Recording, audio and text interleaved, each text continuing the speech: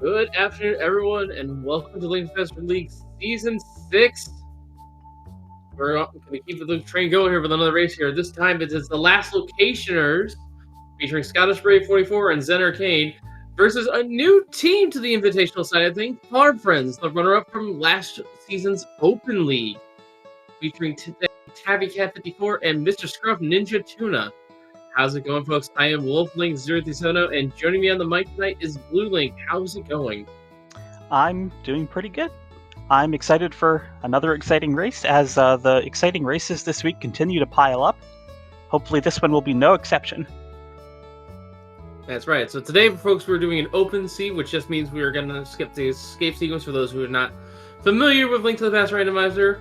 And it will be an info share, which means our two runners will be allowed to share information with each other. Normally, that is not allowed, but this is a special instance because this is a team race.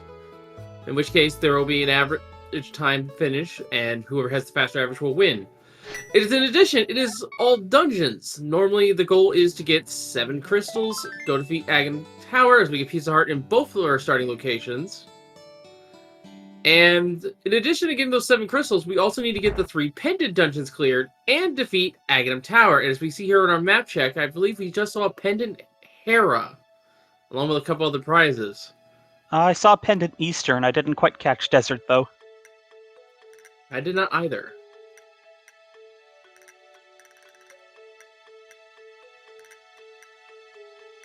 Alright, so we got 2 people doing the Aghanim checks, it looks like, and 2 people are doing the... bit of divergence, actually, already. Our Southern runners are doing 2 different starts here. Yeah, Mr. Scruff Ninja Tuna is going for an early Houlihan to get some cash.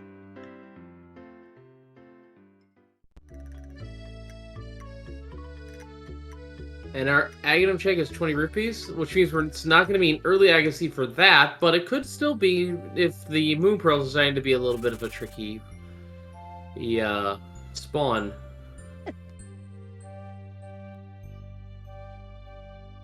Wow, there's just a lot of heart pieces all around the overworld this seed.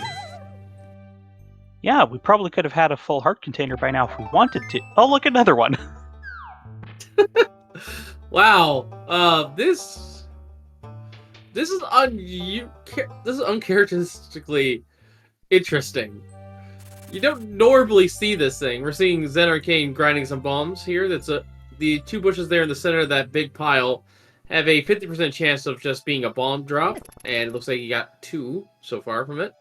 Gonna move on now. Interestingly, Scottish Brave heading south into Kakariko from the forest, while Tabby Cat decided to save and quit and is also going for the 50-50 bushes, or not? No? Yep. Nope. She is.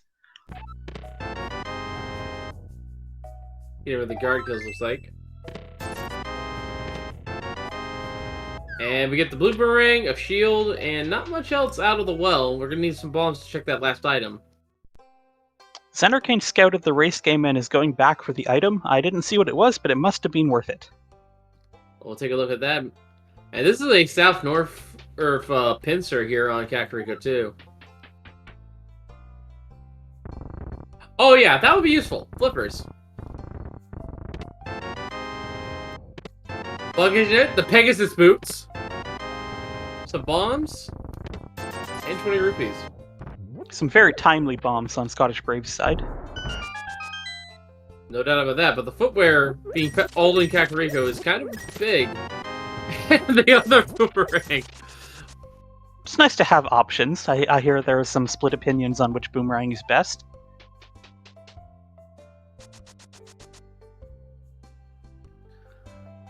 Honestly, I would say the red boomerang is the best one. Not because of the range, but more so for... it has some Ancilla tricks involved with it, if you know how. But those pixels also cause like elsewhere, so realistically it's situational which one's better. Oh, that's a hook shot though.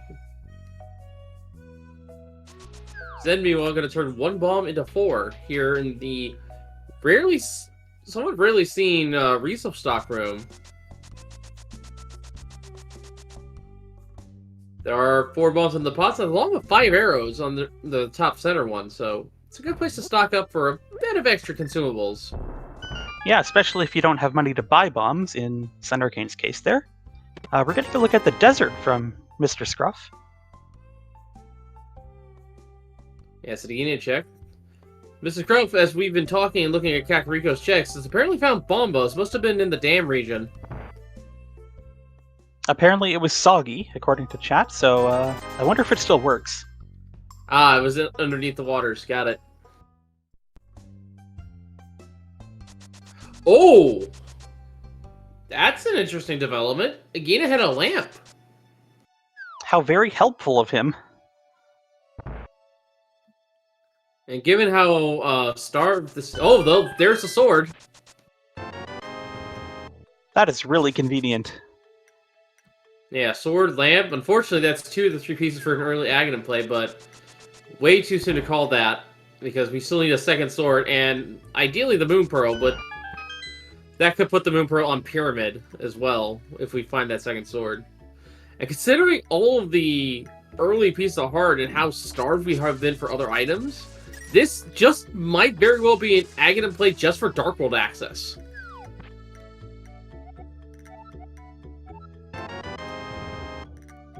Climbing Aga Tower is not the most difficult thing, but it's also not trivial. Not exactly something you'd prefer to do on 3-heart screen mail.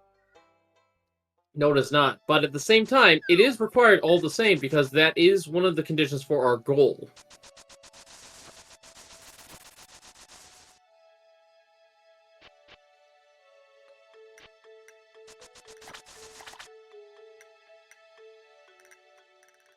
Someone asked you a question in chat, why would you just get the boomerangs? And the simple answer is faster menuing.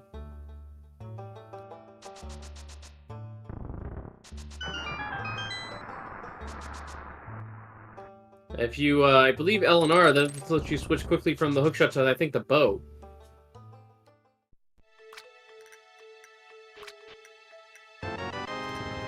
Mr. Scruff making the long walk of shame back to Kakariko. He saved and quit just as his teammate found the boots, and now he's got to go get them. Yeah, our teams are going to have to leave Sick Kit behind, which has an item check, but we need a bottle for that. First look here at, I believe, the Mini Moldorm Cave as well. Notably, Scottish Brave did not go to the desert area, and thus is not going to get that lamp right away. Zenarkane checking out Saha's closet. At least, potentially going into Eastern. Wow, this has been a really item-starved start. We're getting a lot of help, which is making the Aghanim play more and more likely. Yeah, look at that. 2 heart pieces and a heart container in Saha's closet. Suddenly went from 3 to 5 hearts. Yeah. We're getting a first look at the front of Escape here from Tabby Cat. Also an option with how early the seed is. And with the lamp, I believe everything is fully in logic. Well, the lamp is known.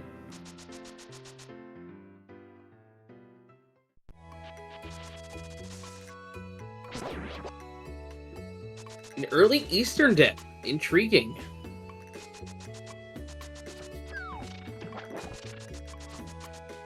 And a water walk from Scottish Brave.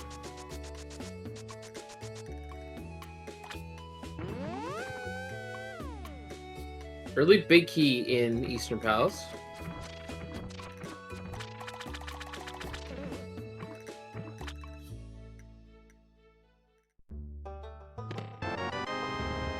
Oh, there's a glove. There's something that is in hell. That is one of our Dark World access pieces. Yeah, but it's not enough on its own.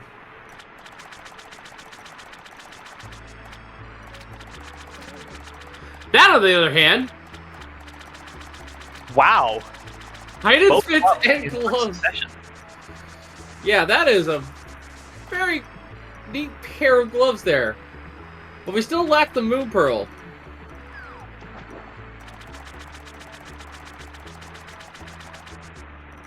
But with the gloves both in play, and the lamp that we know of, that does in fact mean that the mountain is available as is Paradox Cave. Yep, 7 items in Paradox Cave. If the Moon Pearl turns up, then of course we can go right to Dark Death Mountain from there. Alright, so there's map compass there, so there's been at least one item found here in Eastern Palace by Zen Arcane. I don't know which one it was. It was most likely a vanilla map chest. King's Tomb check, meanwhile. And our first bottle.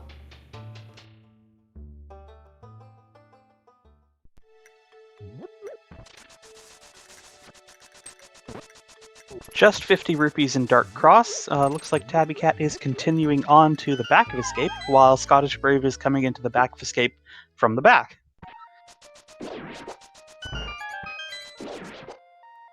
Yeah, there wasn't much in the front. Bow, 50 rupees, and the map. And that was the hammer there in Eastern. Oh, well, wow. Our first look at the man on the bridge. And I couldn't tell what that was. I think we need to start calling him the Eldritch Horror under the bridge, because what just happened there? I think that was a hiccup on the feed, but whatever. We'll see what it is eventually if it was important. I'm sure the last locations will be checking that as well.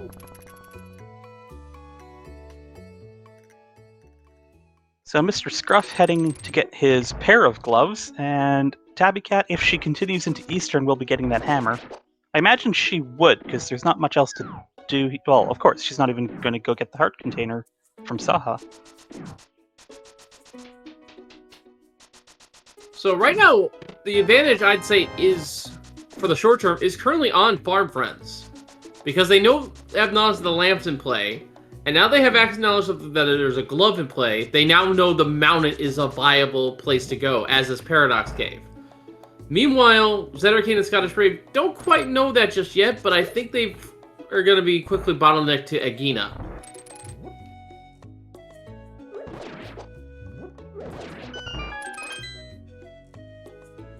Notably, Scottish Brave and Tabby Cat are going into Eastern with the bow, so they will both be able to clear this dungeon. Scape's trying to phase Aura. I don't know, he scams you often enough, maybe you can just try to scam him back at least, you know?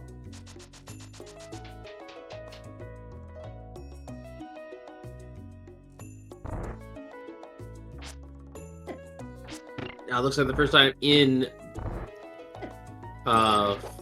Eastern Palace was in fact just 3 bombs. So, there's that answer.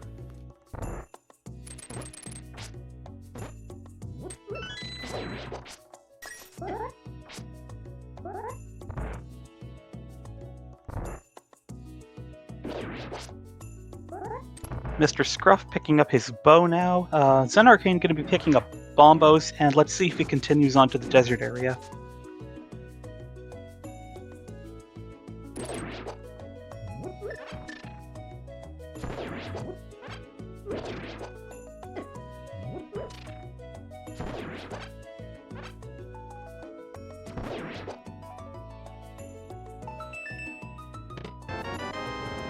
I think there's no real choice here. I think the desert is the only option for these 2 runners other than going to fight Armos Knights, which Scottish Rail will be doing. Chat pointing out that Mr. Scruff is proudly displaying that Master Sword as he dashes around, so that must have been what was on the camper. Oh! That's... Hey, remember how I said Pearl could be on Pyramid? Yeah, that Master Sword now puts Aga in logic. Yeah, so if there's gonna be any sort of Merle dodge, it's here, but this is honestly the better play that Mr. Scruff is doing, because even though Agha's in play, if the Moon Pearl's over here, we don't have to do it until much, much later. In fact, we can just leave it as our final dungeon clear, which will give us a full heal before the Ganon fight. Yep, and very conveniently drops you on top of the pyramid to go right to Ganon. Tabby Cat seems to have died.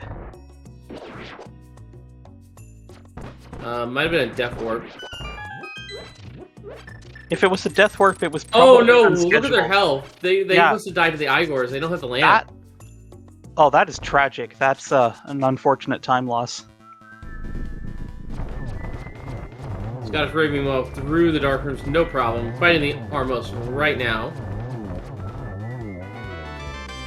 Oh, well, this just opened up another wrinkle. We get the green pendant, and it's the Book of Adore on the boss, which opens up desert.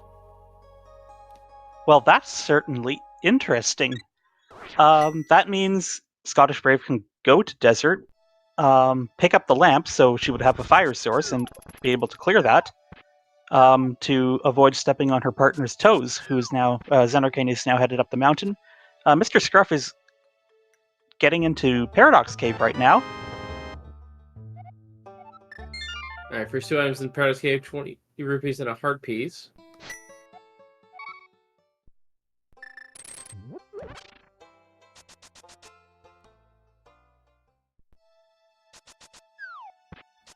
Tabby Cat has defeated the Igors and is moving upwards to the next floor. 10 arrows, 50 rupees. Meanwhile, for Ninja Tuna, let's say 3 bombs, 20 rupees, and 5 rupees. It was not in Paradise Cave. There's still some items left, though. Yep, we have Spiral Cave. Unfortunately, Mr. Scruff does not have the hammer, and so he can't go to Hera right now. Yeah, and the Moon Pearls in Hera, first off, that's vanilla. That would be French vanilla at the best, which would be pretty funny. But also means he'd have to climb the mountain again, which is going to be a bit of a time loss.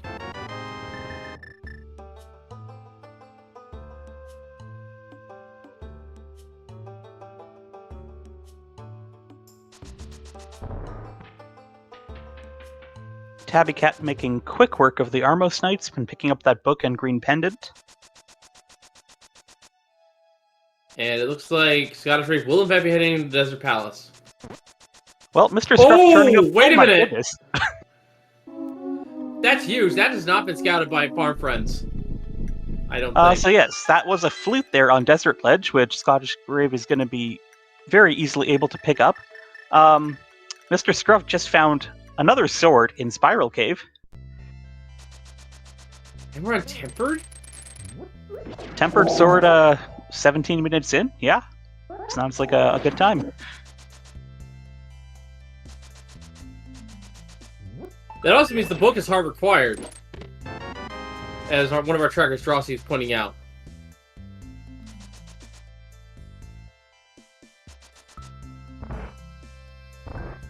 And it is a Boost-Lock Desert, not that it matters too much.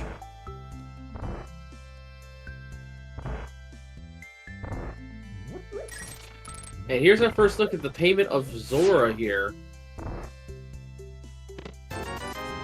First item in Desert Palace is 20 rupees. There's still one item left to find. King Zora, meanwhile, 500 rupees for 20. Yeah. First item in Hera is the Cane of Berna, meanwhile. Good find. That's an invincibility item. Could be useful.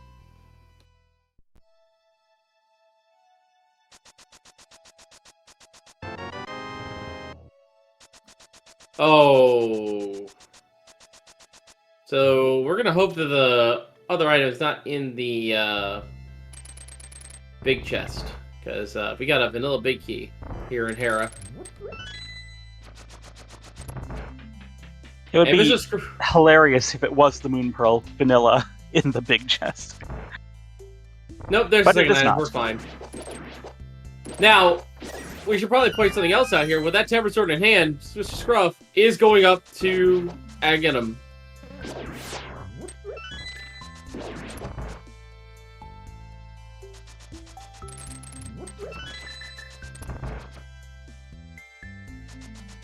I don't know if we found the second item here in Desert yet. Wasn't paying attention. Considering the small key, I think Scottish Ray rushed to Lambola's. Yeah, with that early big key, going to the back and then being able to go back to the front if you need to. Make sense? I think so. Alright, Zenerkane is defeated in Moldorm, getting the blue pendant.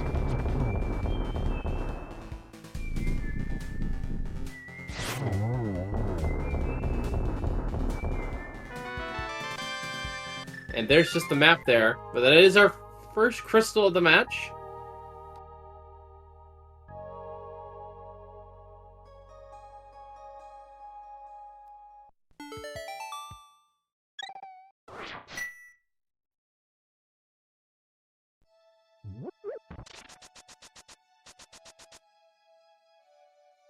And last occasions will now have information out of the sword, which is going to put a worry in them, I think, because they've been putting off Aghanim for a while.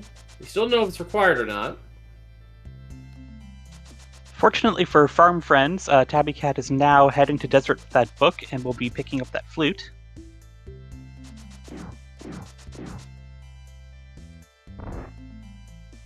Master Sword now in hand for Locationeers. Is this Zenerkane checking the camper because he's about to find another sword, which otherwise may have gone undiscovered for a while by last Locationeers? And I just missed what we found, but it looks like it was nothing of importance.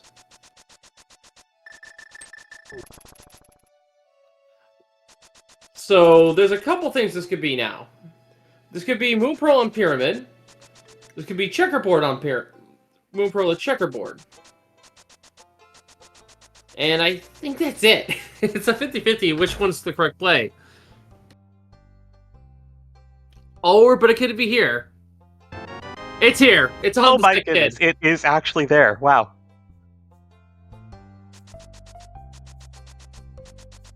So Zenerkane was heading to the castle to do Aga and just immediately saved and quit. Yeah, they can put it off completely at this point. Aghanim, in terms of progression, is dead. He can't stop our runners. So we can ideally save him for last.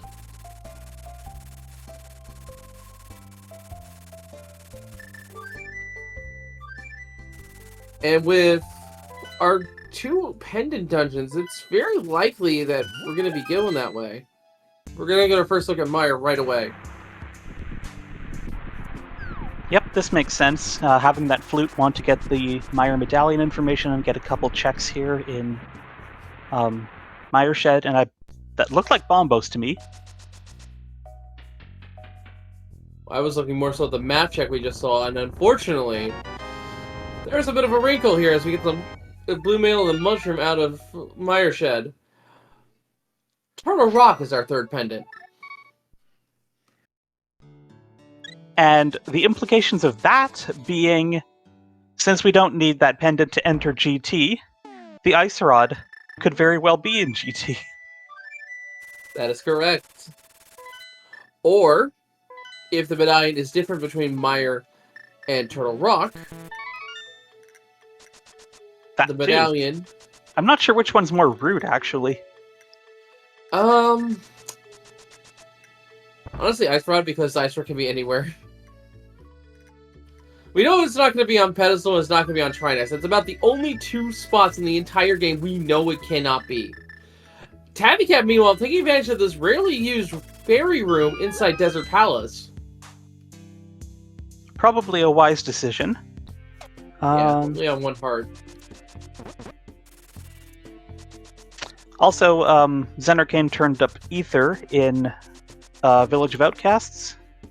And we have Mr. Scruff going for Eastern to get his book so he can go to Desert to get his flute and continue on. Yeah, at this point they know... Actually, wait, where was that bottle? That was in King's Tomb. Oh, Tabby Cat hasn't been to King's Tomb yet. That could be problematic.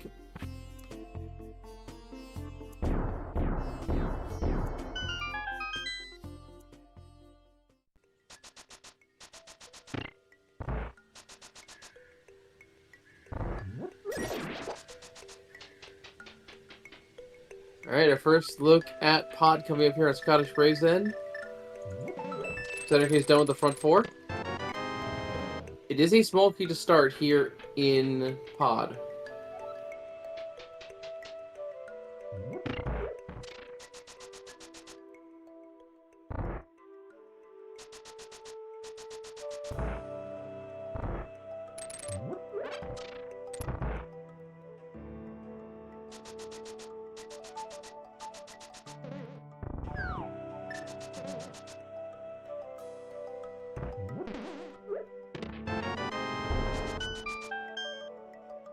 Second key found of the four minimum.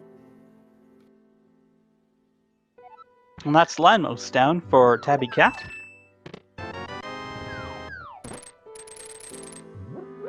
The key found meanwhile from Scottish Brave. Man, if this wasn't a dungeon that has a lot of items in it, that would be really tempting to just go straight to Helmholtz King, but no. If there's nothing of value here, then perhaps Zen Arcane could go mode this dungeon much later. That could be relevant. Well, the thing is, according to our tracker information, this is the other 5-6 crystal, Desert being there first. So there is 2 more items blocked behind Helmholtz King. That is also a good point.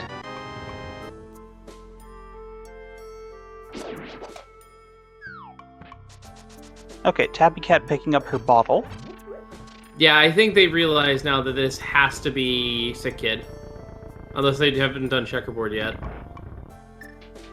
Which they're going to check Sick Kid on the way to turning on the flute, so that makes sense. They definitely have it by now. There's no way they didn't see it.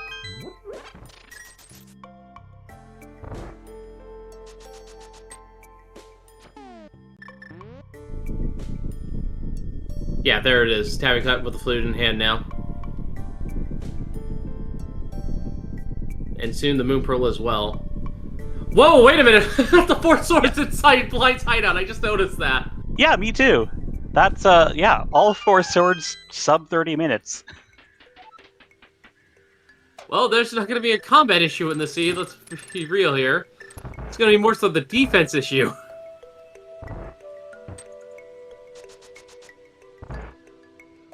Which thankfully we've already found a male, but there's not a lot of help in this scene so far.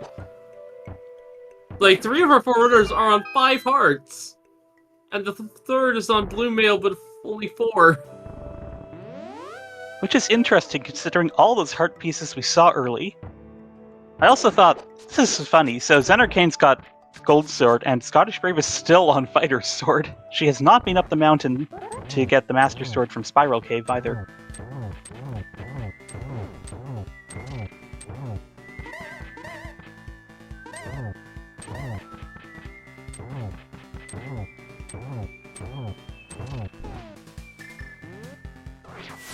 Well, that tail swipe is actually really advantageous here.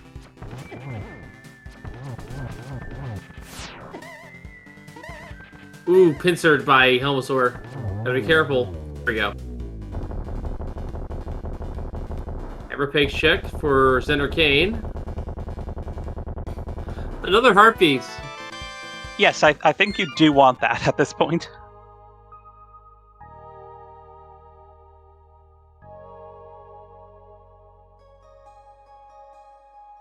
Yeah, help is kind of a premium. Ninja Tuna, meanwhile, is going to be checking the Ether Medallion tablet.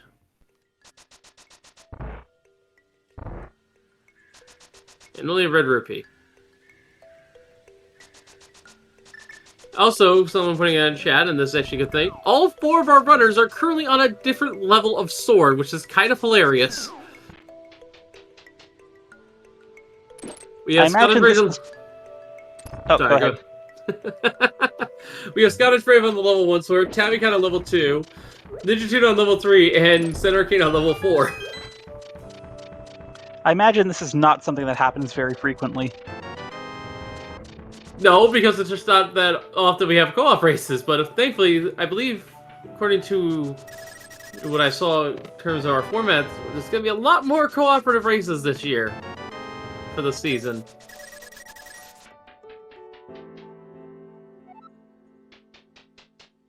Oh! Is that the fire or the ice rod? I couldn't quite tell.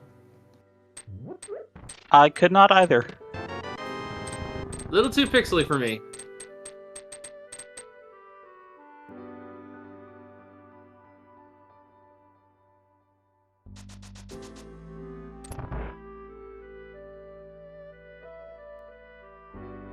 Our tracker is saying that it probably was the fire rod, so we'll believe him because he's infallible.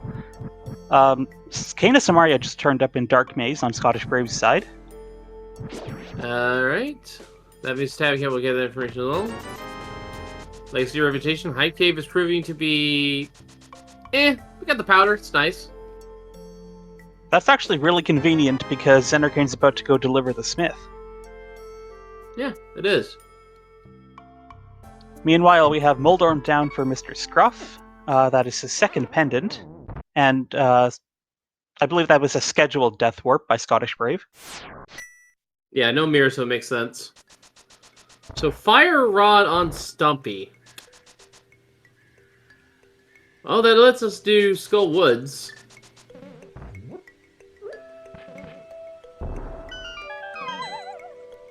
Oh, we're getting a look here at Spike Cave with that nice cane of Burna that Mr. Scruff just picked up in Hera. Yeah, pretty good play. He's going to save warp. Only 20 rupees. Save some time there. And we have some shield smiths.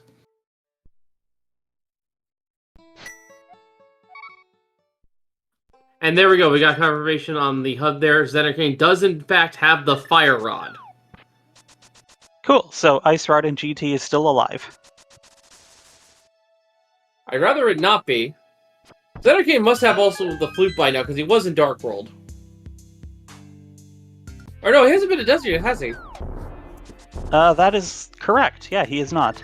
Neither. Oh, because he hasn't done Eastern yet. Alright, yeah, no, that makes sense. Never mind then. He knows where it is, thankfully.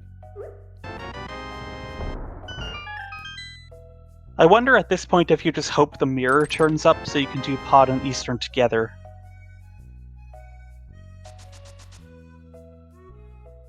We saw Mr. Scruff attempting to do the hookshot clips here in Super Honey Cave, but failing. Bit unfortunate there. We're seeing a Super Bomb turn in, meanwhile, on Scottish Brave. Potentially rep into Catfish right after? Possibly. And yeah, with the Fire Rod in hand, Zenarkane is definitely going to be handling the entirety of Skullwoods. This is a fully completable dungeon. And that was the mirror there in Super Bunny Cave. Good spot for it.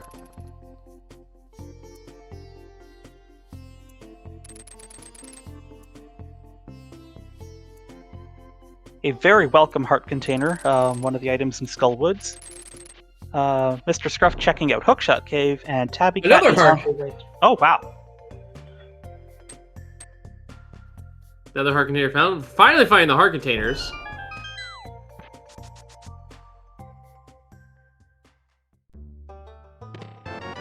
Another heart container turning up in Hookshot Cave.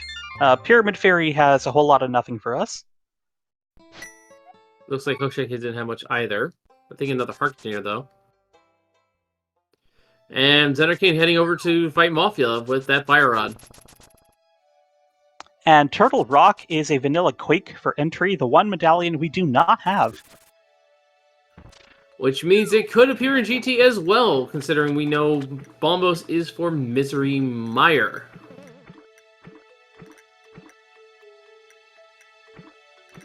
Okay, Scottish Brave finally gonna go get a sword upgrade. The asymmetry will be broken. It had to be done. You can't defeat Ganon on just the fighter sword. He's immune to it. And he's mostly immune to the Master Sword too. You can only use spin attacks on him.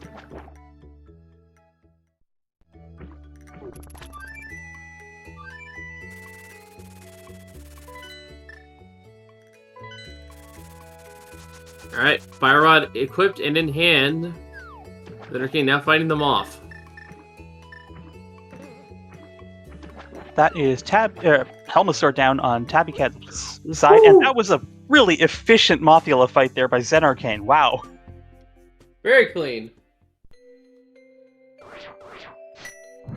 Once again, shout outs to our 2 trackers here, Drosy and Great Corvin, keeping those items up to date for you, keeping us honest. It's not an easy job being a tracker, because I know from experience, it likes the inputs. But now with that Fire Rod in hand, and Zen Arcane is just going to leave Skullwoods behind with that crystal in tow. Scottish Brave now taking a look at Ice Palace, Mr. Scruff taking that shiny new mirror straight to Swamp.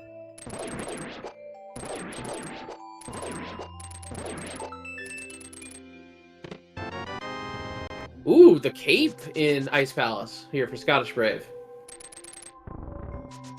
I don't believe we got a look at Bumper Ledge yet. That could still be relevant. I don't think we've been to Dark World either. I think you're right there. And this is going to be Zen Arcane now going to fight Eastern Palace. And we're going to see a new tech here on Mr. Scruff's side. Well, some new tech. New to me. I really need to keep up to date with the trick knowledge, because I did not know that one's been available for how long? I don't know either. It was recent. And big key found there in Ice Palace.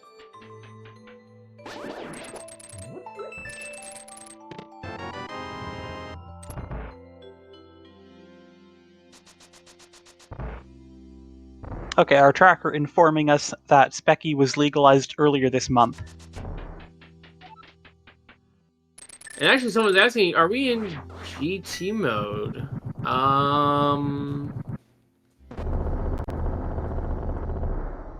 Actually... Yeah, I think so. Yeah! We have everything we need to finish our crystal dungeons. Known to us. They don't have a we don't have every single piece, but I think collectively, Last Glaciers... Last Glaciers needs to find the mirror so that they can do Swamp Palace. And Farm Friends, I think, needs to track down the Fire Rod, which was on Stumpy.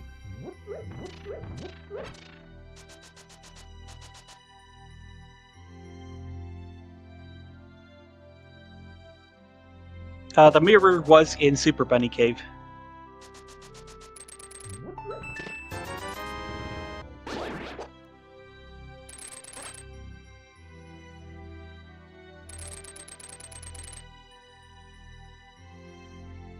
Alright, Book Medora and the green pendant now for Zen Arcane. Mr. Scruff fighting Argus now. Making quick work of those puffs, but he's on 2 hearts now and needs to be a little bit careful. Yeah. That's the kind of thing right now with these co-op races, is because you share information, you might just discount health pickups and you can be on low health like this pretty much the entire seed. And in this case, it's proving to be quite the difficult time. Neither runner here has a significant amount of health. The highest health, I think, is Zen Arcane with 8 hearts. But he has no defensive tunic.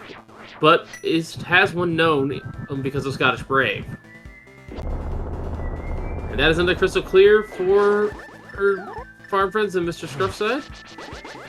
And this is a mountain climb here so that Tabby can go get the mirror.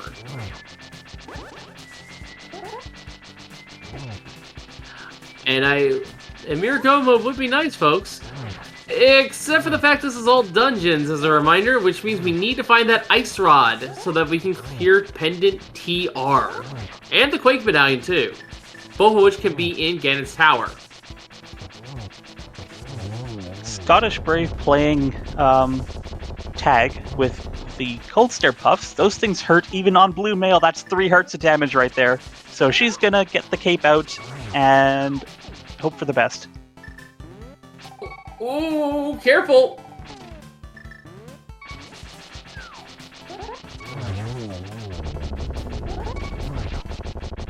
I wouldn't even go for spins, I just aggro. Nicely done.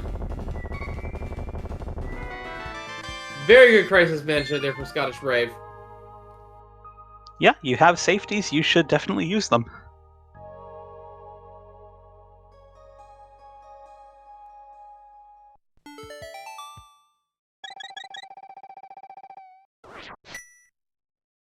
Tabby Cat meanwhile taking a death.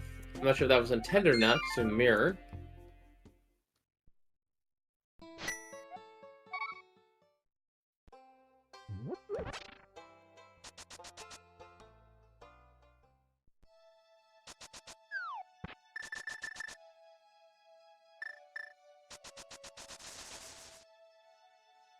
And where is Scottish Brave going?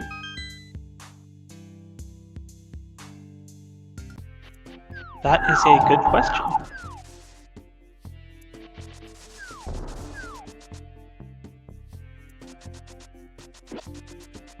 Oh, for the fire rod, of course. Yeah, this is the fire we know of. Very Fair has already been done by Scottish Brave. Tabby Cat now going to Hera, and then probably gonna go get that tempered sword from Spiral Cave. And no Kid Samaria here for Ninja Tuna, so going to do the classic Ice Palace bomb jump. Haven't seen that in a while. Actually, where was Arcana Samaria? That was in the Dark Maze right here in Pod. Hopefully Zen Arcane remembers to go back for it, because that would be tragic otherwise. I think he's setting up for a... Get the item and then save warp. Fight the boss, go back in, save warp.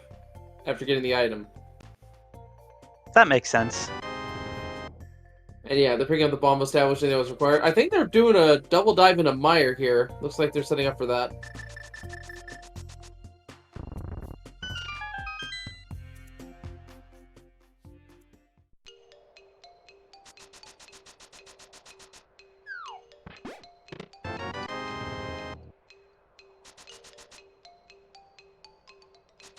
Alright, Moldorm 2, or Moldorm rather, sorry. Getting the from Moldorm.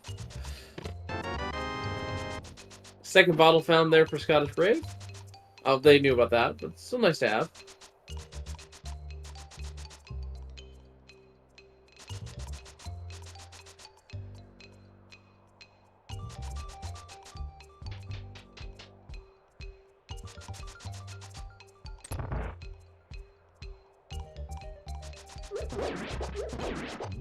Good corralling here on Ninja. Plus, eventually get away, but they're very close to death. Oh, it almost went south real quick there. But that is a defeat on both Zen Arcane defeating Elvis Arcane and Mr. Scrub defeating Cold Stare. Tabby Cat now going to get the Tempered Sword.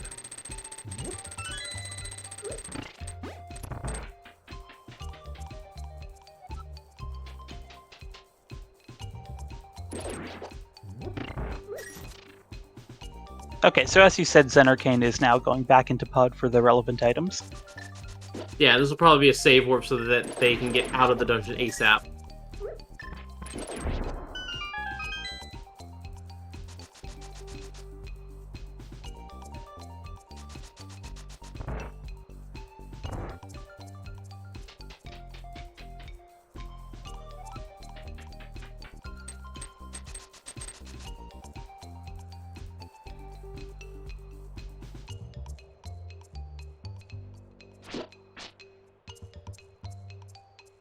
Locationeers still looking for that mirror, which we know is in Super Bunny Cave. Oh, Tabby gets to make a play in the swamp. It is a crystal we need to clear. And we already know what's in there thanks to Mr. Scruff.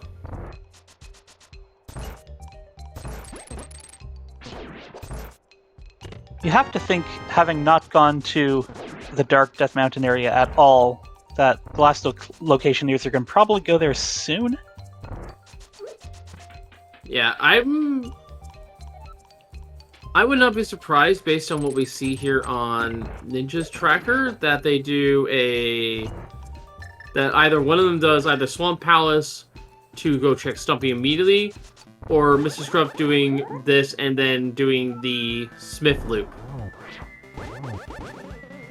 Yes, he has the mirror, which would make it think it's much more efficient. Yeah, and then on either way, they'll find the fire rod, which will put Prince into GT mode.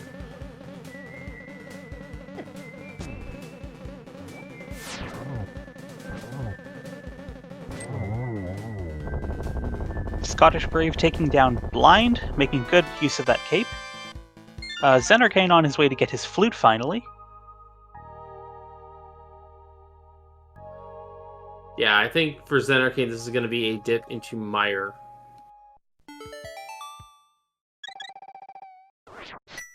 Which we have... Mr. Scruff did not do left side swamp on his trip through here, so I think Tabby Cat's doing that now.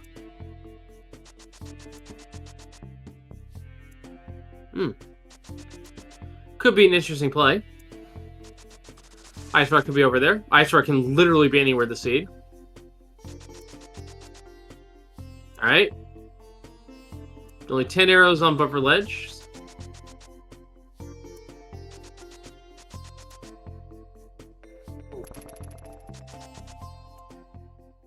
This is going to be Skull Woods and probably 2 very welcome heart containers for Scottish Brave.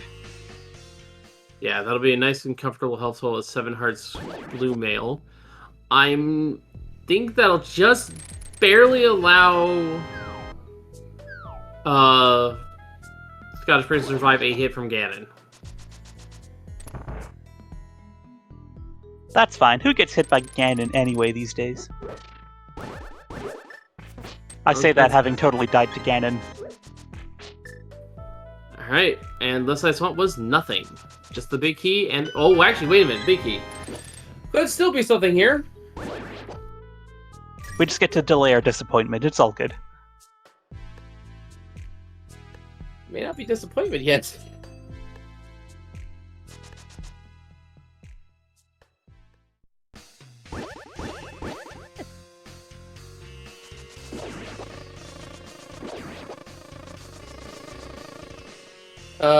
Okay, Tabby Cat counted items. They know that there's only a dungeon item in there. That must be the case.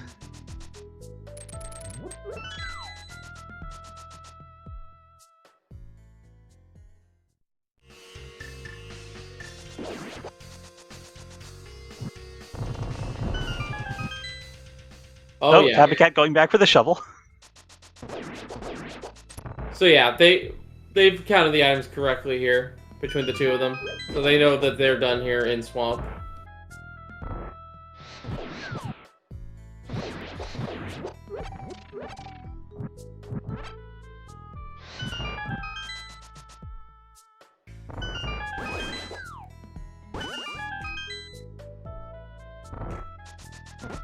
Coming online now for Zenarkane, the last person to do so.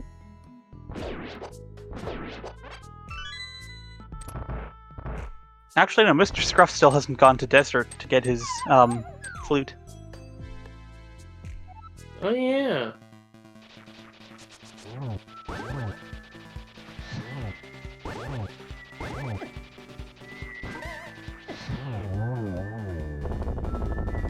And that is Moth down on Scottish Brave's side, Blind from Mr. Scruff, and Argus from Tabby Cat. So 3 boss kills in quick succession. Last Locationeers, Zenarkane meanwhile heading over to the My area at long last to get the armor upgrade.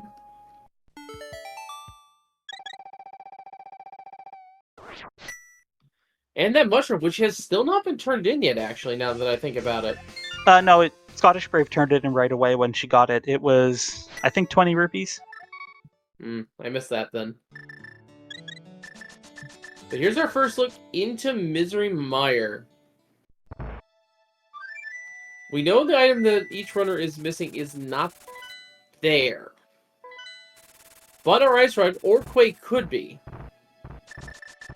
Scottish Brave heading up the mountain. This is the correct direction to go.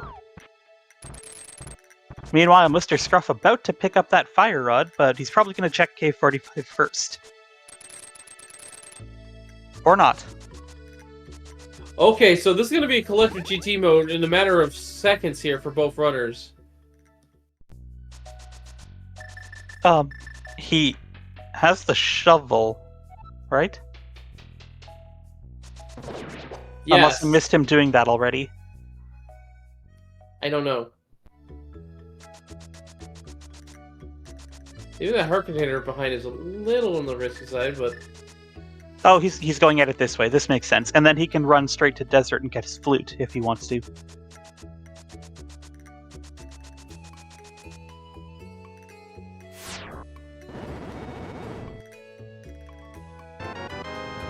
Alright, but with that knowledge of where the fire road is, Farm Friends is now in GT mode.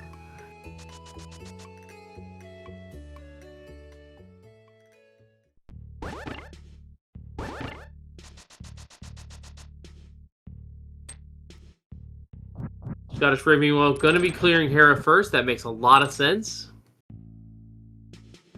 So last Locationeers will be a little bit delayed getting that GT mode knowledge.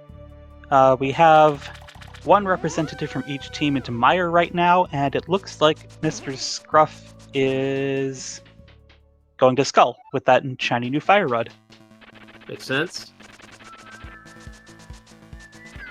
Armor upgrade again here in Mire. So there's our red mail.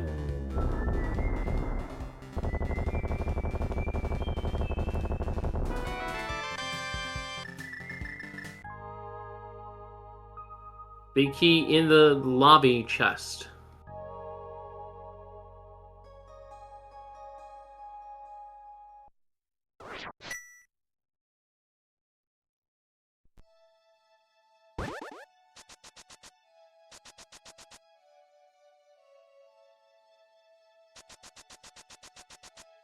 Alright, so this is now going to be a look over on this side of the dungeon. Alright, Death Mountain. Gonna go to Turtle Rock to enter the Super Cave from the back. Looks like the second item has not been found yet. It might very well be either in cutscene chest or on the boss. And it looks like the last location Zener King is going to be heading to the boss.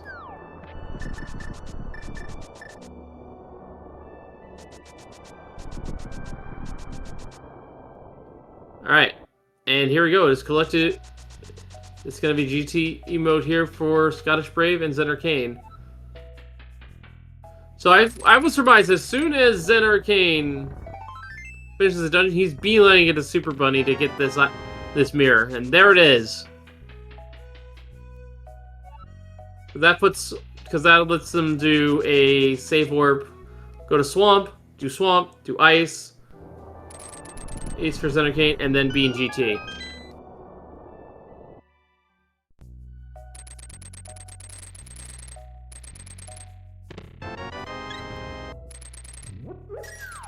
So last Locationeers are ahead on dungeon completions, but we still need the Ice Rod and Quake, and those could be in a lot of places. That is true, but based on what we've seen is they're not really in good spots wherever they are.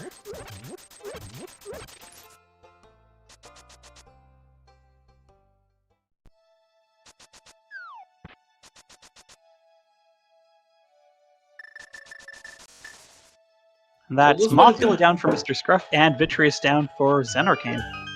And unfortunately, it looks like the 50-50 did not pay out. The last item is going to be on the cutscene chest if we count our items correctly here in Mire.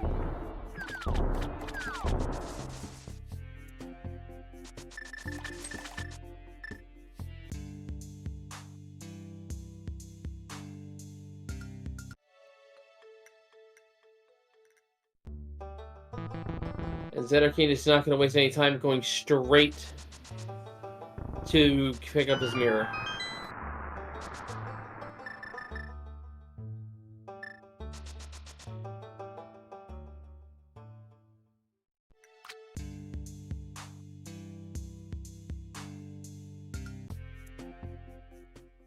So, Blue Link, wanna make an estimation where you think this ice rod is going to be at? Tile room. You know what? I'm gonna go a little left field here. I'm gonna say it's on Laser Ridge. And as for where the Quake Medallion is, let's put it in on the torch.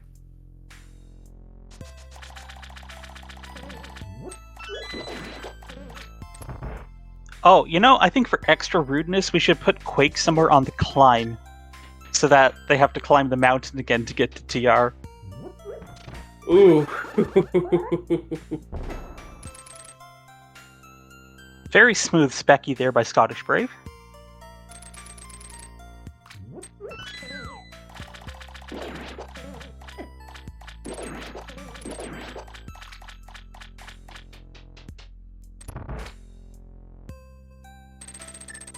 Looks like Scottish Brave cannot resist the temptation of left side swamp, or rather the anxiety of leaving something important behind.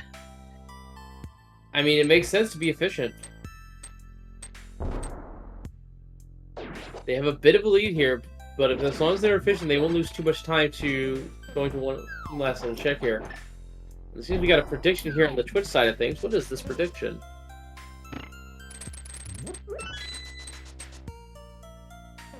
Which one will we see first, the GTV King or the Quake Medallion? Honestly, that's not a bad prediction.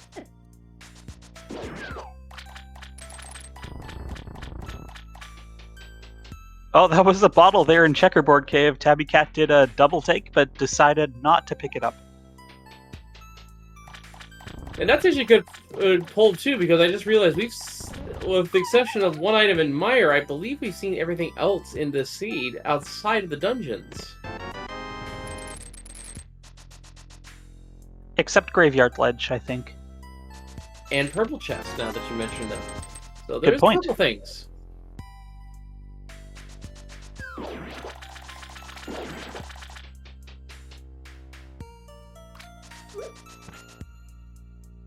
So it looks like Zen Arcane is the only one of our 4 runners who's actually got the Fire Rod in Ice Rod, or Ice... taking the Fire Rod into Ice Palace.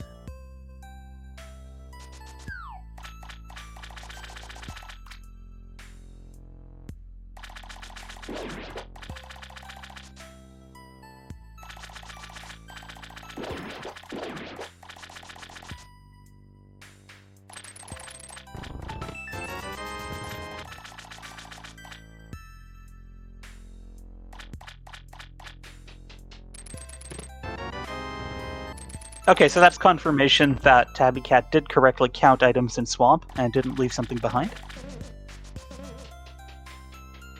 Good to know, good to know.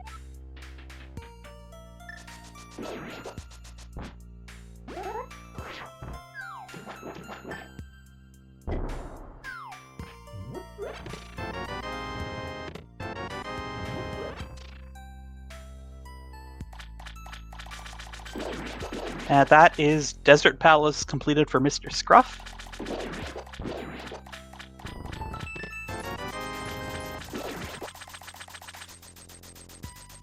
It looks like the prediction has closed here, and it looks like the Twitch chat has decided it is going to be a 60-40 split between the Quake Medallion showing up first over the GT Big Key.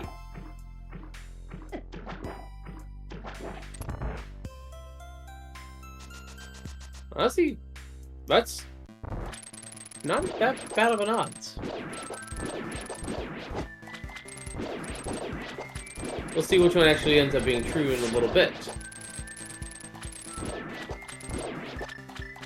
As we see both of our runners here, Scottish Brave and Zen Arcane, getting their 6th crystal. Simultaneous boss kills, making very quick work with their really powerful swords. Simultaneous crystal capture, too. That is well done.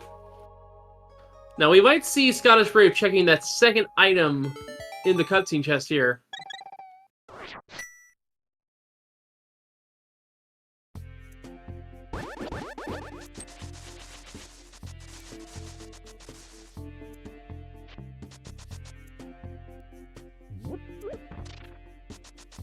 Meanwhile, Zen Arcane is going to go quickly finish off Swamp Palace. He knows there's something in there, so he can just go mode the dungeon.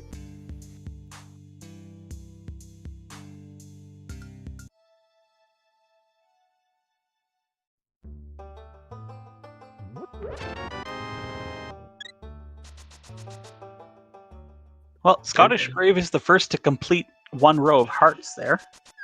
Here we are at about an hour in. Yeah, the scene has been very stingy with the health.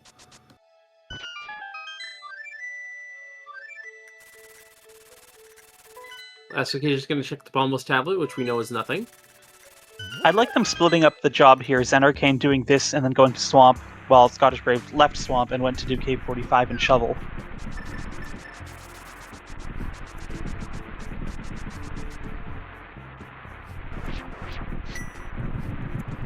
And Scottish Rave's gonna roast the bird.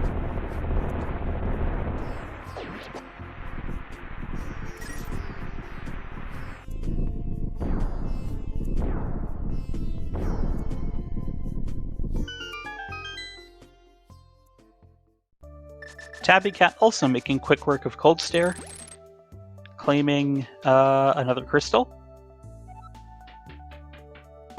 Alright, both our team members and last locationers are in the final crystal dungeon.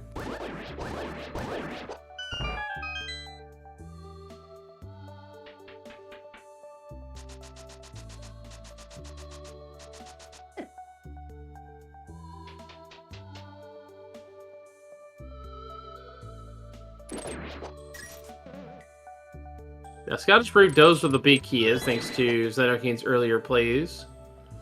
So he'll be going straight to it, but will Scottish Brave also check the cutscene chest? I believe that is the only check that last occasion did not do, and I'm not sure if they found both items here in Mire.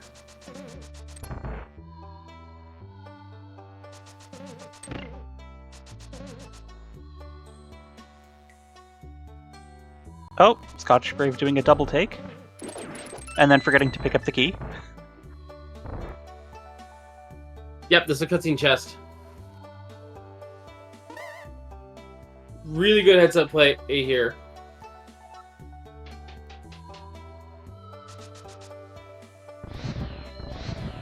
Just absolutely covering their bases.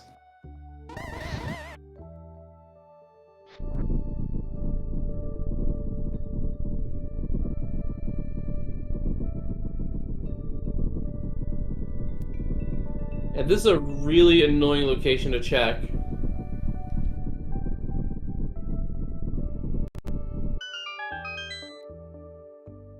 Wow, Tabby Cat 9 digs for the piece of heart and actively dodging it as it bounces off the fence.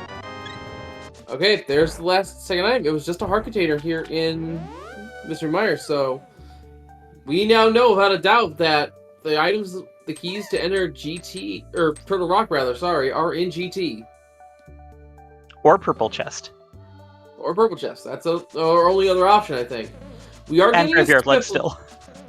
Yes. We're getting a Swift Chain here on Tabby Cat's side.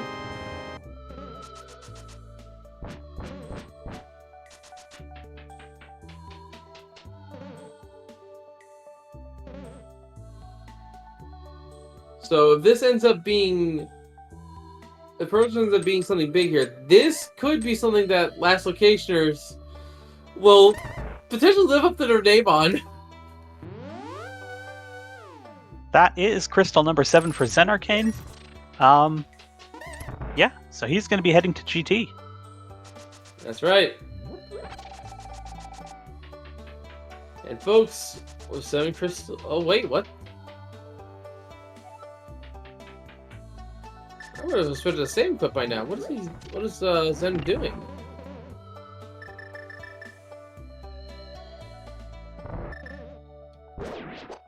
Green pendant turnip? Was there something on the island the whole time we just missed it? Zora they money? haven't done Zora They yet. haven't done Zora. Oh, that's interesting.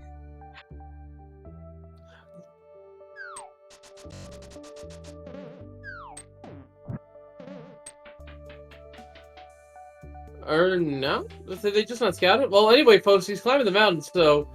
Folks, we have a game we'd like to play here regarding Ganon's Tower. There are 22 chests in Ganon's Tower, only one of which can give us a big key. Give us a number in chat here, and tell us where you think the big key will be. And because we're looking for something to enter Turtle Rock as well, let's not have a number. Let's just say give us a specific chest, we'll say.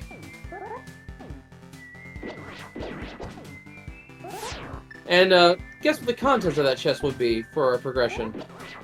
Most likely it'll be Quake. But the Ice Rare could be there too.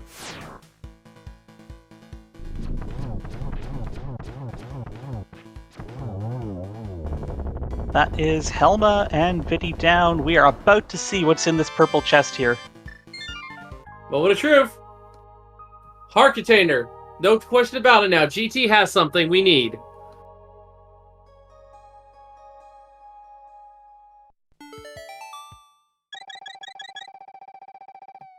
I keep forgetting about that graveyard ledge, though. Ah! Presumably, Tabby Cat will check that after Thieves Town. But you are right. The Graveyard Ledge can't have both of the items we need. That is true. Actually, you're right. One of the two can be in GT, but both cannot. Or one of the two can be outside of GT, but both cannot. Unless it's specifically Quake at Graveyard Ledge. Yeah, and then Ice Rod in TR. There's our third shield. Hope Room not having a small key. Center key starting right. First two checks done. And Scottish Room, I think, is checking Graveyard Ledge. This is a smart play, I think.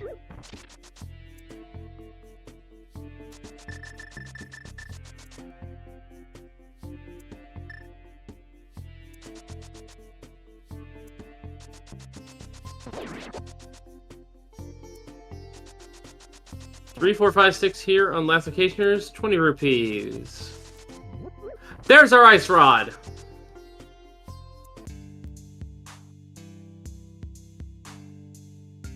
So Ice Rod was in GT, bottom right chest. I think someone...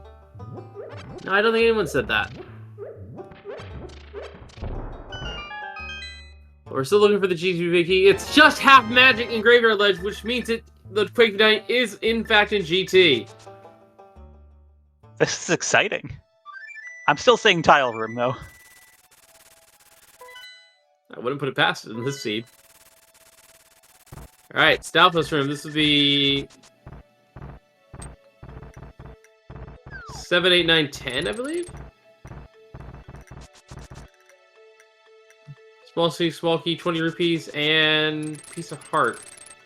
No, wait. 1, 2, 3, 4, 5. No, that was 8, 9, 10, 11. I miscounted.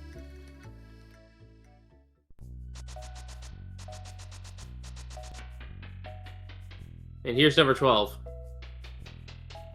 The last small key. We've got all 4 small keys. I'm trying to think what that means for low routing, but I don't know.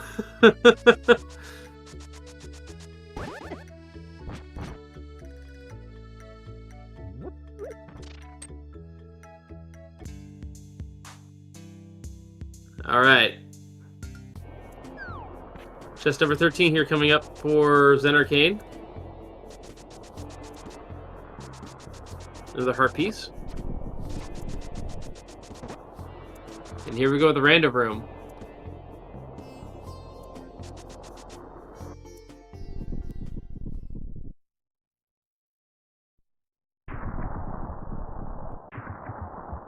Scottish Brave now following suit with GT. Might check tile room first.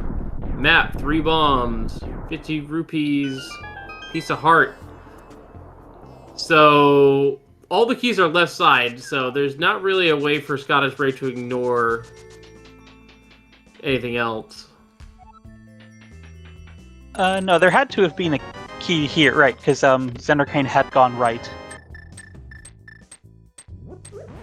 Alright, so full right it is, and he's gonna... Scottish Brave is gonna check tile room here. Or not!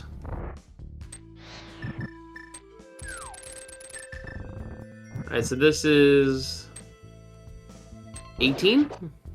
18, it's... That's normally 3 bombs. I want to point that out. Silvers actually also have to be either here in GT or Turtle Rock, I just realized. Yeah, that's a good point. If we count Mimic Cave as part of TR, which any sane person would do. And the quick kill on the ice. 19, 20, 21.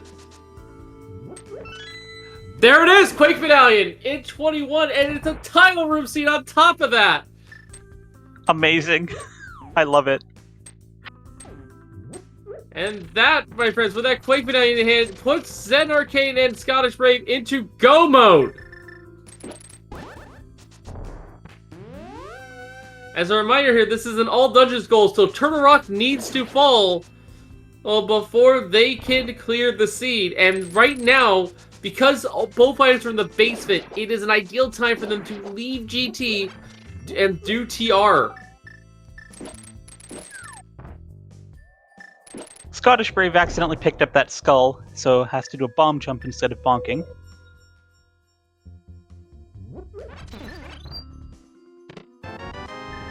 And ironically, that prediction paid out in favor of that 60% who said Quake Finale would be first. So close. Meanwhile, over on Farm Friend's side, because we have not been paying attention to them pretty much, there is the last kill on so they have now got their 7th crystal there on Tabby Cat. And Farm Friends looks to be going into Mire now. If they have not... No, they have finished Mire, so they are moving on. Yes, that is 7 crystals for both of the Farm Friends. Actually, that 10-arrow pickup there for Scottish Brave is probably worth it. She is remembering to pick up a key, because she needs at least one before starting the climb to guarantee that you can finish the climb. And heading off to TR. Yeah, it's very smart here now with the Ice Rod and Quake Finale in it, is to just go to TR now. Saves them a mountain climb, reclimb. So there's going to be TR to GT to AT to Ganon. Very clean and efficient pathing there, and we'll get a full heal on top of that. So, both our runners here don't really need to open up any chests that they have to. You might as well, because any one of these chests could have small keys. And who knows, maybe you'll stumble across the silver arrows on the way. They're probably not going to check Mimic Cave, though. Yeah, probably not.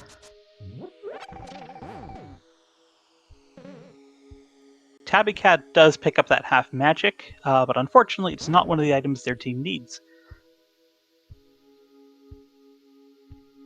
It's still nice to have.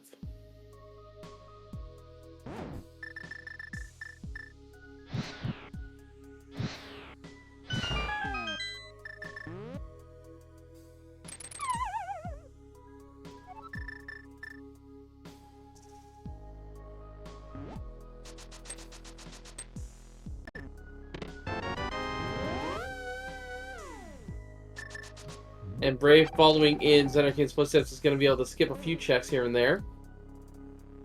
Another heart container there in the chain chomp room, and those chain chomps hurt. Even on red mail, yep. Yeah, just to be clear, Ganon has, I believe, 8 hearts of contact damage. Those chain chomps deal 6, and that's on green mail. They hurt. They're the second highest source of damage in the entire game.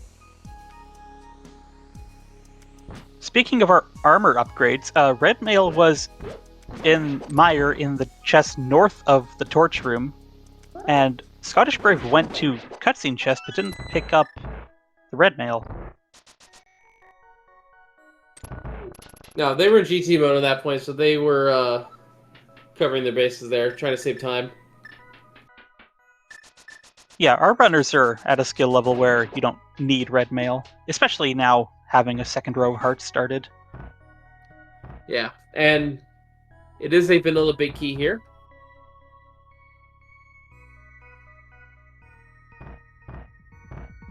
And hopefully both our runners here on Farm Friends realize what they need to do here. Looking for the Quick Finale and the Ice Rod. And hopefully they just don't go full left and just completely ignore the right side, thinking it's in there. Because if they ignore the right side of this dungeon, they will miss the Ice Run and ultimately waste time going through TR. That would be unfortunate, but I imagine they would cover their bases. I hope so too. Small key in the big chest, and as we predicted, Xenarcane is not going to check Mimic Cave. It looks like Tabby Cat will be going right side, which is going to be good. Although, hey, one runner getting Mirror Shield. I'm so happy. And they are fully equipped as well.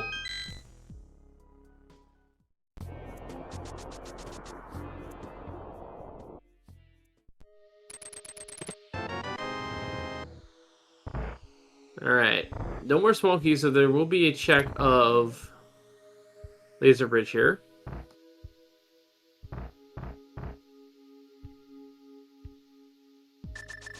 And there's a tire room play from Farm Friends, which is gonna give him the big key.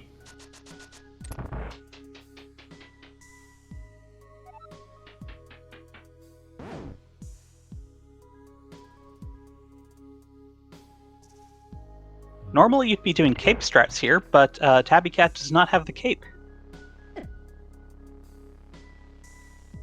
Small key is the second chest there on Laser Bridge, and Zen Arcane is out of there. Going to go fight Trinex.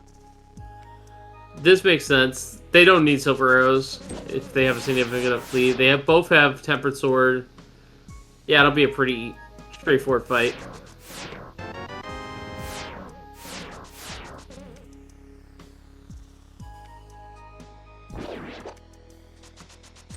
And pretty much at the same time, they get their information where Quake and Ice Rod is here on Farm Friends.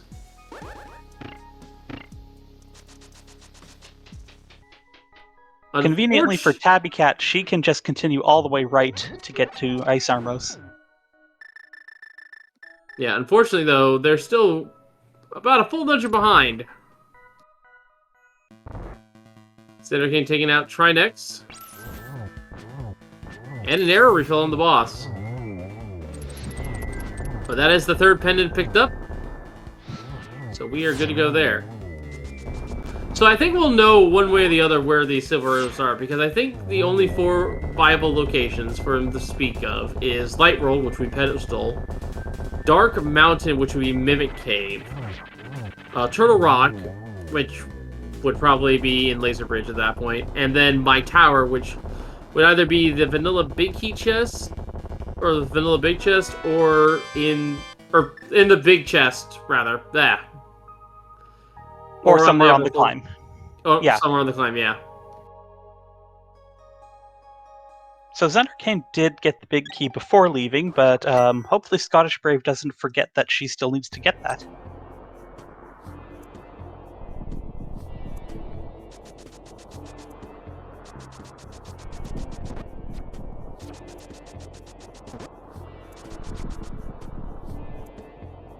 Alright, Mr. Scruff picking up his Ice Rod, and that is officially go mode for him. And likewise, that's for going for Tabby Cat. And Last Catchers is a Scottish Brave is aware that needs to pick up the big key still.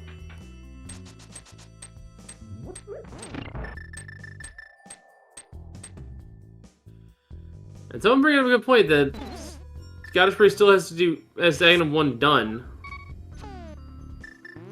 But at the same time, this is going to be a hard-pressed victory here. It's probably going to be a classifications coming in at the very least first and third. Which means that the average time will not be a factor here, and they will just win by default. And that would be a good time to mention there for any of our first-time viewers that we go by average times here in these co-op races, in which we take both runners' times and average them out. And whoever has the fastest average time wins. And basically all you need to know is that only as a real factor is if one team finishes in between another. So, if Last Locationeers finishes before both of the Farm Friends can finish... Yeah. I have such a hard time speaking today. It's okay, we all understand what you were trying to say. Yeah, so basically the only way that averages can matter is if Farm Friends finishes between Zen Arcane and Scottish Brave. But it looks like, based on what we're seeing here, Tabby Cat will not be able to finish before these two on Last Locationers. Unless something catastrophic happens. Which, this is rando, that could happen. Nobody wants to see it, but it happens sometimes.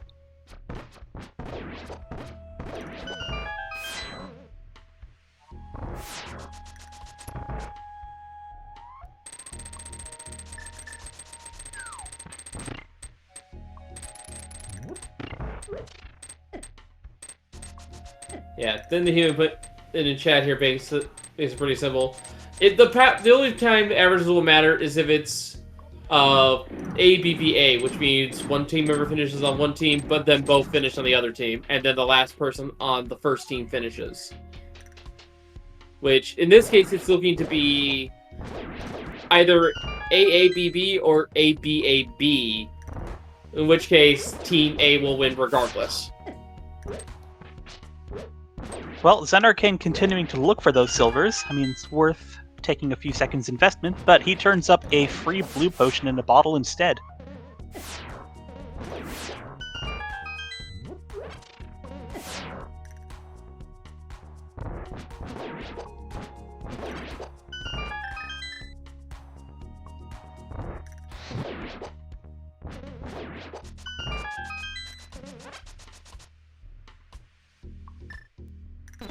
That's Moldorm 2 down for Zenarkane, and this is the last chest he's going to be opening, and it is not the silvers. Unfortunate.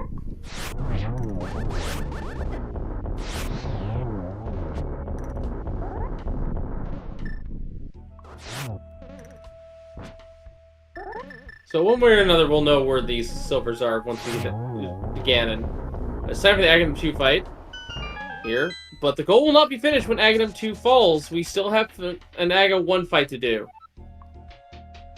Must be really awkward for him.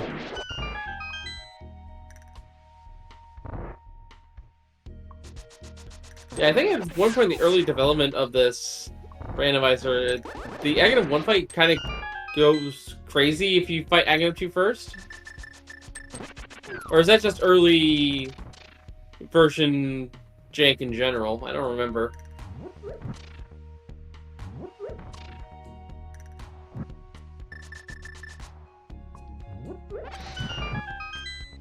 But anyway, that is last Locationeers defeating Aghanim 2, but the goal is not met, folks. This is all dungeons. We have all the pendants, we have all the crystals, but Aghanim 1 needs to fall. So there will be a bonk here and a mirror so that... Or just walk around the hill and then mirror, fine. Okay, prove me wrong. And into Aghanim Tower, Zenarkane goes. One more climb before the final fight. This gold sword is just going to make mincemeat of everything in here. It's really quite satisfying to watch. Indeed.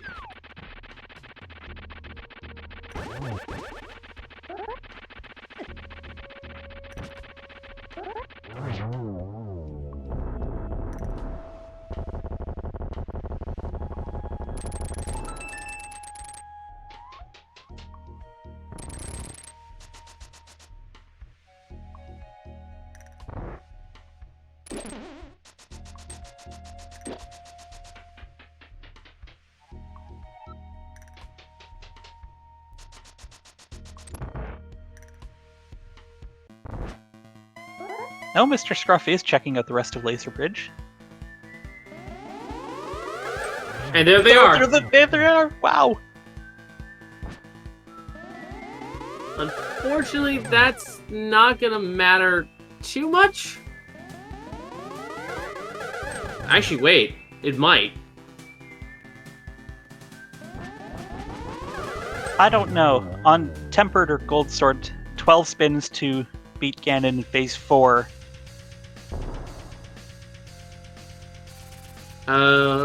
It'll speed up phase 4, yeah. I'm not sure. Aghanim... Or Ganon's Tower clear now for Scottish Brave. Last occasion is on the way to Aghanim 1.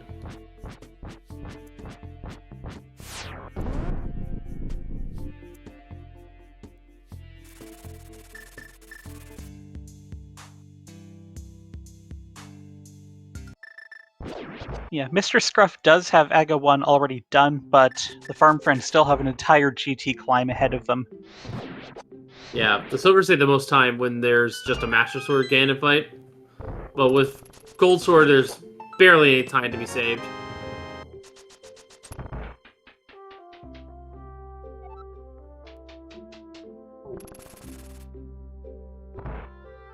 And the Aghanim pattern is the same for everyone, so there's no time gained or lost here unless they somehow die.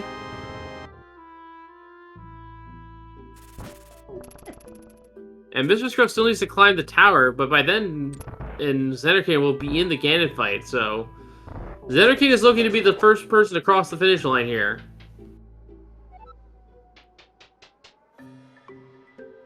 Meanwhile, Scottish Brave is about halfway up the tower, so it's a toss-up between if Scottish Brave will be second or third, depending on how quickly Farm Friends can climb this tower.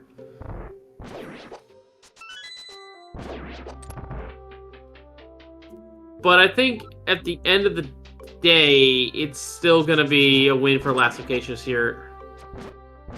Yeah, it's hard to see it not being. Well, Xanarkane getting the full health and magic refill and dropping into the Ganon fight.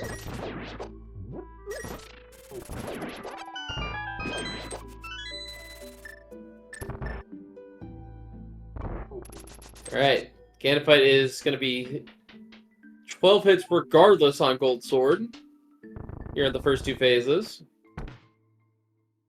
And then 4 slashes during phase 3, which we are in now. And then because we do not have the silver arrows, it'll be 12 spin attacks as Ganon begins to teleport away while the torches are lit. And if you are eagle-eyed enough, you may see Ganon raise his hands very briefly before he teleports. That is more or less the window to strike a silverless hit in on Ganon.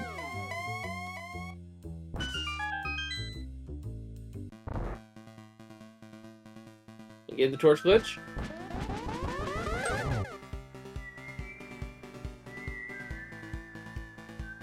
Now, we have the silver arrows. This would only be a meager 4 silver arrows when we set up the 12 spins. Oh, getting us another stun. That's not great.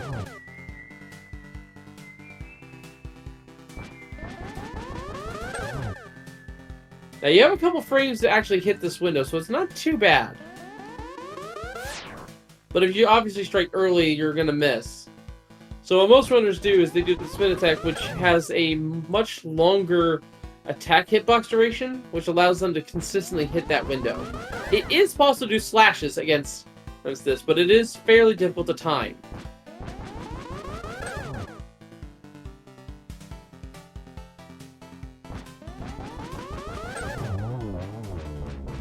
And Aghanim 1 has fallen as Ganon falls on Xanarkane's side. And Mr. Scruff is still in GT.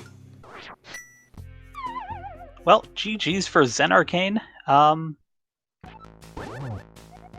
Yep, that'll be a 1:27:34 according to race time.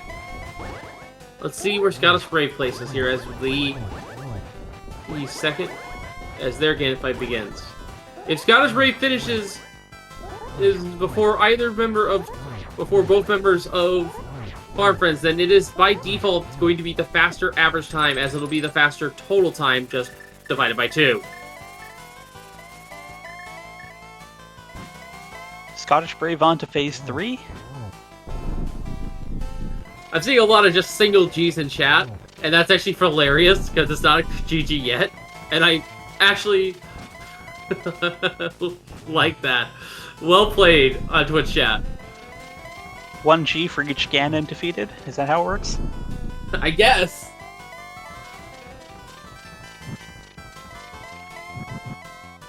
Alright, Torch Glitch set up now for Scottish Brave. Has plenty of magic to work with here, with that half magic in tow.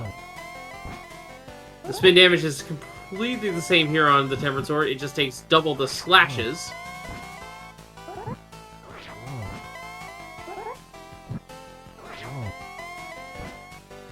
Item 2, meanwhile, being fought by Mr. Scruff. Tabby Cat on the way there as well, but still has to climb Aga Tower. Oh, nicely done on that last round there by Mr. Scruff.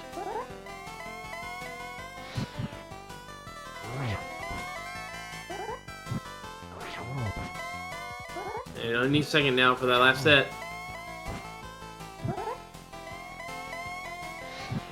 Scottish Brave is really close. And there it is, folks.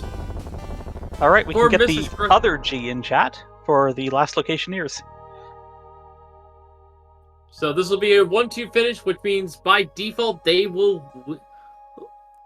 Last Locationeers will win this race here. A double victory here in week 1 for them.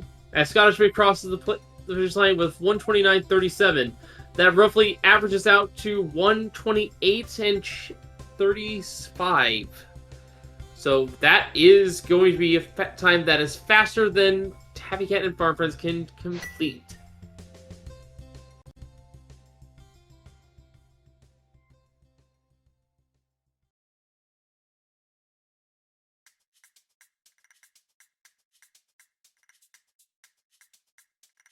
And it looks like Tabby Cat's feed is frozen, but it looks like we are now joined here by Zen Arcane. GG's to you, and well done. Well, thank you, GG's. Looks like your teammate will be joining us shortly. And there they are. GG's once again to Scottish Brave. Pulling up a double win here in week 1. That's got to feel pretty good here for your division. Yeah, definitely. Well, GG's to start, but yeah, definitely. This one was particularly nerve-wracking because you hit we hit like GT go, and it's like, well, do we go GT or like do we not? And Mr. Scruff has crossed the finish line with 1:30.57, coming in at 3rd place. Less than 2 minutes behind Scottish Brave. Yeah, it was a really close race, all things considered. It came down to whoever found the respective Goma item first. I believe they had the mirror, but you had the fire rod, if I'm not mistaken. Yeah. But at the same time, you also had a lot of extra dungeon clears taken care of as well, so that means you had a much shorter time going through the rest of the seed once you found your respective GT mode. Yeah, that's one thing we like to try and do in co-op is, clean up dungeons, because Dungeon Lead can come back big, when to give you time to find that one item that you're looking for. Yeah, in this case, the keys to the final dungeon we need to clear, Turtle Rock, were just in Ganon's Tower. And in fact, this seed really wanted you to go right side. Yeah, I mean, if you, I mean, you could have legitimately done full right and gotten everything you needed by stopping in tile room first and then continuing on full right. It would have been wild to do. I'm just not that brave. I'm not brave, and I went full right. Speaking of tile room, though, I do need to ask you, Scotch Brave. I've never seen Quake strats done quite like that. It's a new strat. Only top players do it. What it does is it resets the RNG for Ganon's Tower and makes sure that everything behaves on the climb. Cool. Don't fact check me on that. Yeah, I was very hastily trying to powder, and I was a bit too quick with my menuing.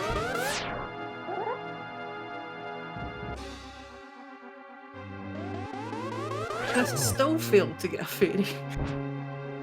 So, Locationeers, you are one of the long-time teams here in the Invitational League. You feel good to be back in the season? Definitely, for sure, yeah. We last year was our first time in Invitational, and we kind of our main thing was like, don't get relegated, and we made the first round of the playoffs. So, all three of us, we always try to do better than we did last year. So hopefully we can make it past the first round of playoffs this year. So yeah, it's so good to be back. We've a lot of friends. We've a lot of friends racing both leagues, but it's always cool. And we've got we're facing off against some new teams this season as well. So it's always cool to like meet and race against new people too. Yeah, this is a pretty strong division here as well. Oh. Of course, you have, had the privilege of being the first opponents of our newly promoted team and farm friends here, and hopefully you enjoyed racing against them. For sure, they're a team to watch out for as well. Both of our matches have been pretty close. So yeah, they're definitely going to be one of the teams to watch out for in our division, I think. Yeah, they're off to a little bit of a rough start, but they'll make it through.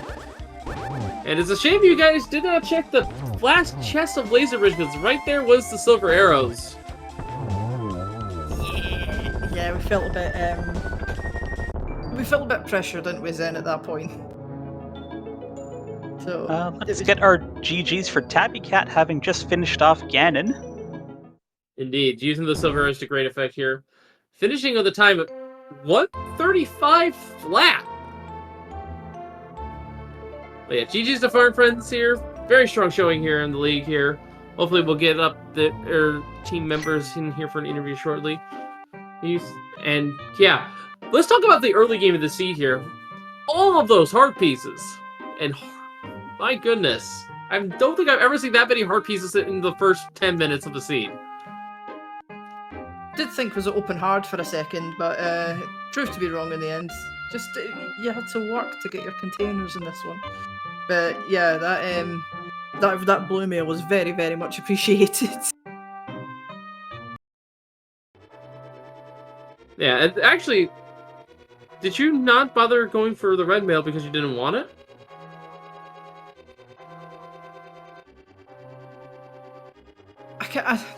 I would have liked it, but it was inconvenient. It was a little bit out of the way, like just a slight bit out of the way. So I felt comfortable enough. I think I had like 9 or 10 hearts in blue mail. It was like I felt comfortable enough then. So I didn't really feel the need to go for it at that point. I was going to be okay with the blue mail. Yeah, it was just a one-room detour from going to check cutscene chest, but either way. We are now joined, of course, by Farm Friends, Mr. Scrub Ninja Tuna, and Tabby Cat GGG as well. Good effort on this race today. GG. GG's. No GG's. So we were just talking now about the early game help situation here. What do you guys think of that? Who needs help? Right? Who needs hard help? mode, isn't it? There might have been a lot of them there, but who needs it? That's fine. I'll just skip it. I'll just skip everything and do the entire seed at 6 hearts. It's fine. Low percent, baby, all the way. Yeah, that's definitely something to be considered here. And like we were mentioning as well earlier, it ended up being a seed in which you guys were looking for the fire rod over or them looking for the mirror. And it turns out you guys found it pretty close to the same time, but the big difference is that Last Locationeers also did a lot of efficient dungeon clears as well. They only had a couple dungeons left when they found their eventual GT mode. Oh, nice. Yeah, when we found GT mode, I think I had 2 dungeons left. But we were going through and since Scruff had so many more dungeons to do, I was like, okay, I'm just gonna go do. I think he had like 1 more dungeon than I did to do. So, I just was like, okay, I'll just go do Smith Chain and like try to clean up. And then we literally, as we were getting into GT, we're like, oops, I think that he was like, you should have just rushed GT and I would have cleaned everything up because I have 4 minutes right now on you because I've already done AGA. And like, we literally realized that as soon as we were walking into GT that I should have just rushed GT and he would have cleaned up the rest. So that was a thing. Yeah, a bit unfortunate. But of course, you folks here are one of our returning teams. I believe, if I recall correctly, you are the runner-up from Season 6 Open League. Yeah. So, you looking forward to playing here in the Invitational League here in Season 6? Oh, of course. We've been, we were a long time in Open. Farm Friends started as, high roll track and field in Season 2. And, we missed playoffs 3 times, I think.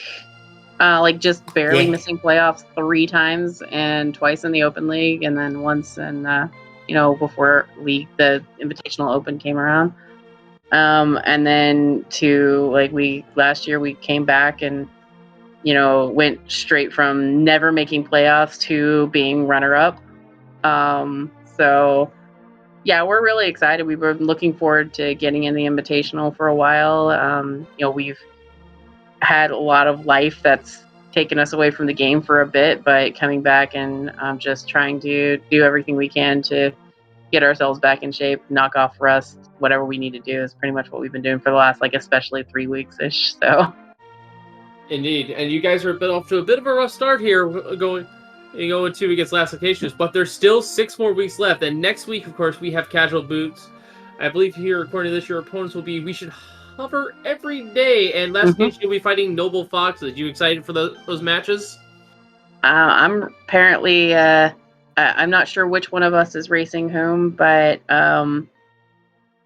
it is very likely going to be at least a rematch on my end from I raced Jim in Kaz Boots tournament last year.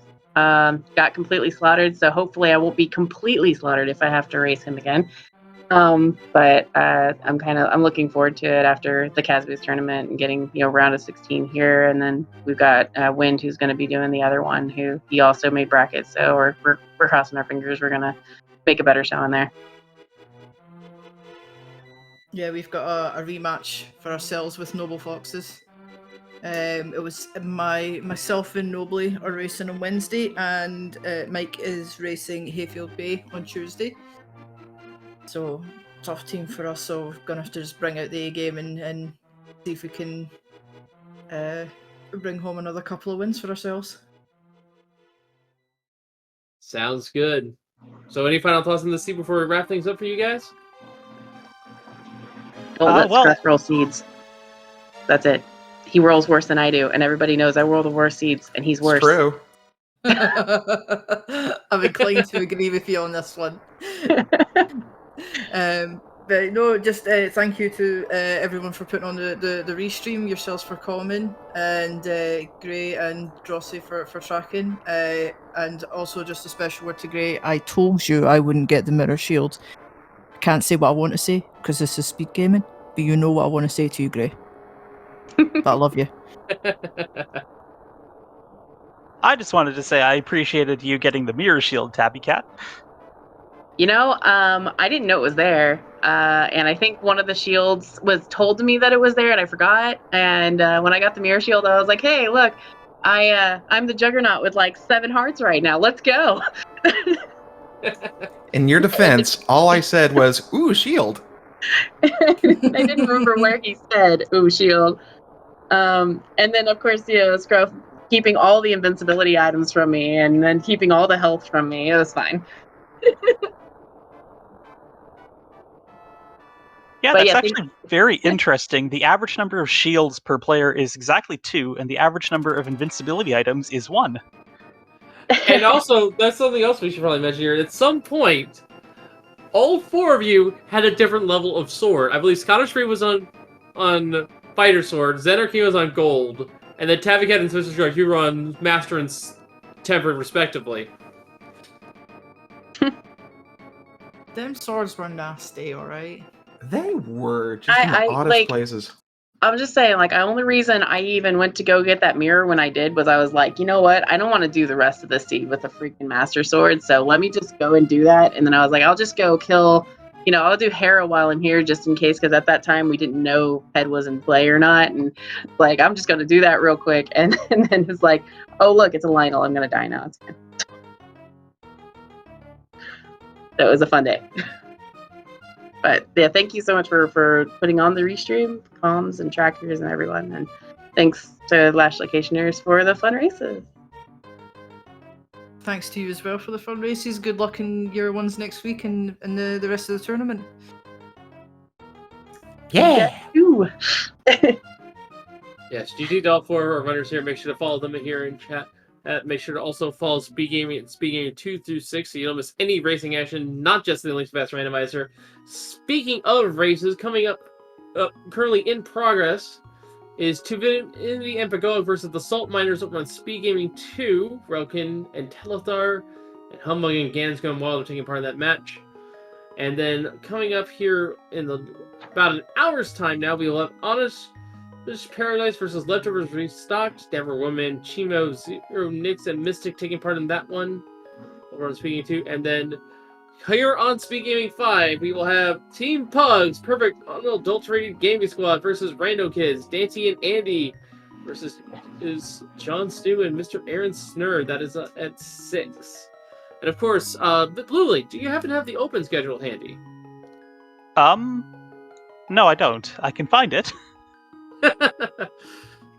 We also have some open matches, of course, folks. I do not currently have that schedule handy either, but we do have plenty of matches across this week, as we are on our final day here of week 1. So starting Monday, we'll be seeing our casual boost races. So keep that in mind. And we'll see races as early as 1 o'clock.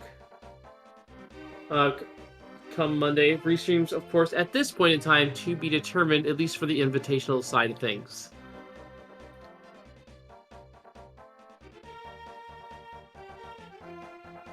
I did want to ask something. Did anybody else notice that in Mr. Scruff Ninja Tuna's epilogue, there were no NPCs? That is weird, but I have the league schedule here, and we do have one match on the sign-up sheet for our open league. It is Longshots versus Buttersword Knights. Dr. Iram, Dinley, and Tim and Guy Evers. That'll be on the ALTTPR League. Other races are scheduled, but currently have no restream at this point in time. But yeah, folks, make sure to also follow our trackers here. For doing an excellent job giving the items of the day. Yes, our trackers keeping us straight with our facts and correcting us when we make mistakes, so thank you to the two of you. Yep, Dropsy and Grey Corbett, and of course, you can drop those two a follow. You can also drop a follow on Blue Link here, and you can drop me a follow as well. But from all of us here at the Link to the Best Randomizer, I have been Wolfling0670. We've talked enough. We shall see you all next time, and as always, thank you for watching. Have a good night, everyone.